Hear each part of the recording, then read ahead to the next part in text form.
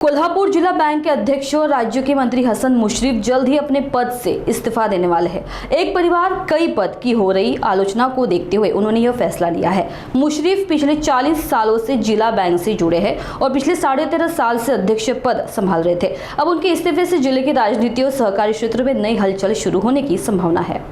आज ही मी मंत्री जरी असलो तर त्या जिल्हा मध्यवर्ती बँकेचा मी चेअरमन आहे।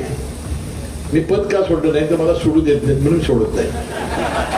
कारण परवा माझ्या मुलाला गोकुळा चेअरमन केल्यावर म्हटलं आता मी सोडतो तुम्ही घ्या कोणतरी, तर ते काय द्यायला घ्यायला तयार नाही। तर येणाऱ्या निवडणुकीमध्ये मी माझी इच्छा बोलून दाखवलेली आहे। कारण या मंत्रिपदाच्या व्यापारामुळे तिकडे लक्ष द्यायला मिळत नाही। आपलं जे काम आहे जर आपल्याला नीटपणाने चोखपणाने करता आलं नाही तर मनामध्ये अस्वस्थता तयार होते आणि आपण या पद्धतीने काम करणारी व्यक्ती आहोत।